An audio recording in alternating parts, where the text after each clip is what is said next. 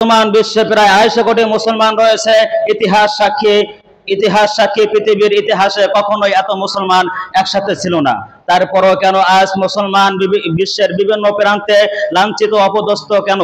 কারণ একটাই, যেদিন থেকে মুসলমানদের রাজা বাদশাহ আমির উমারাগণ দুনিয়ার লোভ লালসা ও ভোগবিলাসে লিপ্ত হয়েছে এবং জিহাদের পথ থেকে সরে দাঁড়িয়েছে, সেদিন থেকেই মুসলমান দুনিয়ার প্রান্তে প্রান্তে অলিগলিতে লাঞ্ছিত অপদস্থ হতে শুরু করেছে।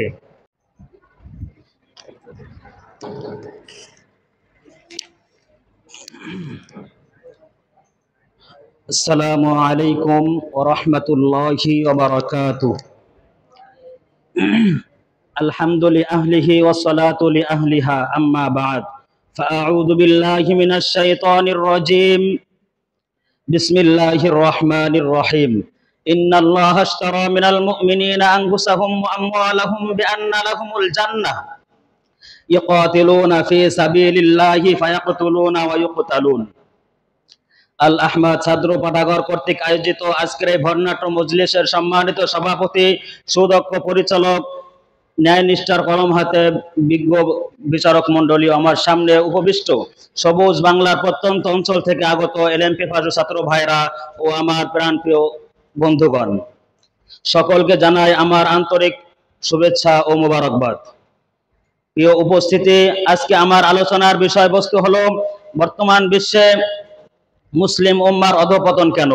উক্ত বিষয়ের উপর কিঞ্চিত পরিমাণ আলোচনা করব ইনশাআল্লাহ তাআলা। আজ আমরা জাতির এমন এক ক্লান্তি লগ্নে উপস্থিত হয়েছি যে সময় পৃথিবীতে মুসলমানদের বেঁচে থাকার কোনো অধিকার নেই। বর্তমান সময় পৃথিবীতে প্রায় 250 কোটি মুসলমান রয়েছে।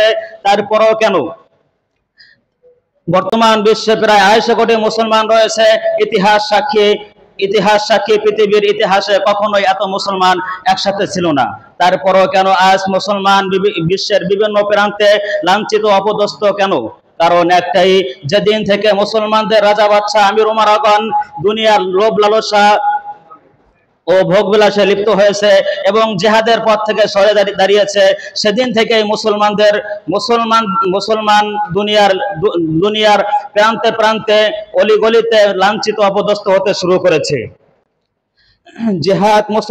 জিহাদ মুসলিম উম্মার অস্তিত্ব রক্ষার একমাত্র হাতিয়ার।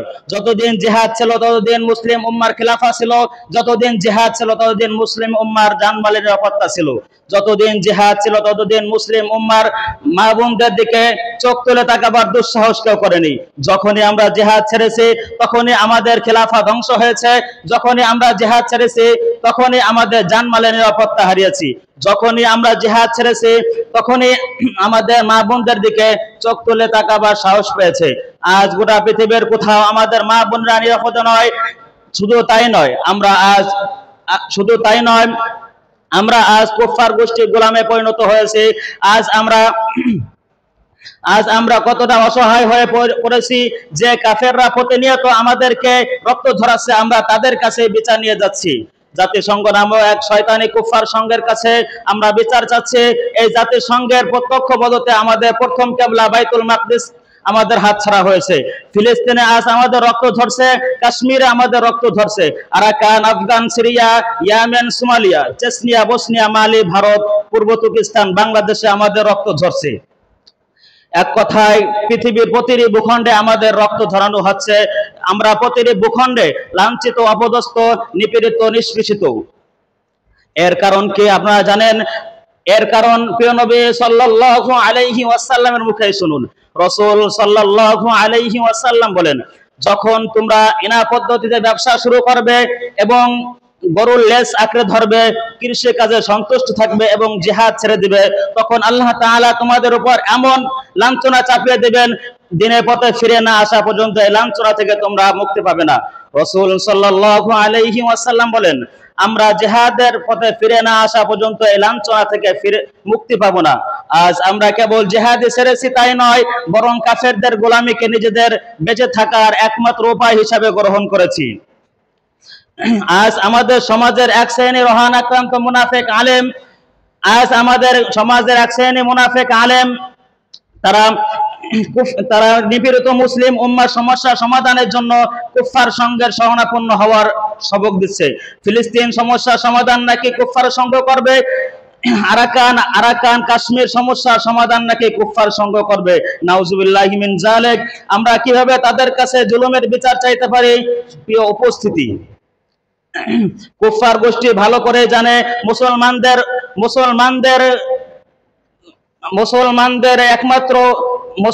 উত্থানের একমাত্র পথ জিহাদ ফি সাবিলিল্লাহ।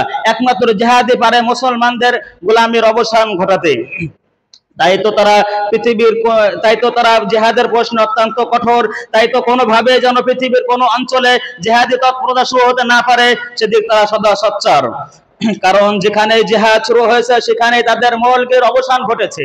Arakan, Afghan, Syria, Arakan, Khorasan, Waziristan, Mali, সোমালিয়ার বিস্তৃত অঞ্চলের দিকে তাকালে দেখা যায় কিভাবে আল্লাহর জানবাজ মুজাহিদরা কাফেরদের দম্ভকে মাটির সাথে মিশিয়ে দিয়েছে, কিভাবে আল্লাহর জানবাজ মুজাহিদরা আল্লাহর জমিনে আল্লাহর রাজত্ব কায়েম করেছে।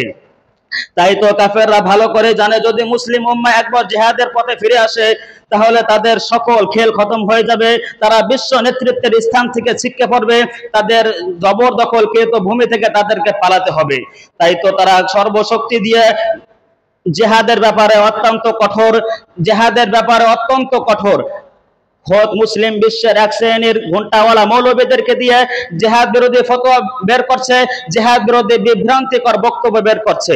তাই আমাদের উচিত এই জিহাদ বিরোধী ফতোয়া থেকে আমরা জিহাদের প্রতি আমরা উৎসাহিত হব। জিহাদ হলো মুসলিম উম্মার একমাত্র হাতিয়ার। জিহাদের মাধ্যমেই এই মুসলিম উম্মাহ খিলাফা কায়েম করে। আল্লাহ পাক রব্বুল আলামিন আমাদেরকে জিহাদের পথে অবিচল অটল থাকার তৌফিক দান করুক। নাসরুম মিনাল্লাহি ওয়া ফাতহুন করিব ওয়া বাশশিরিল মুমিনিন।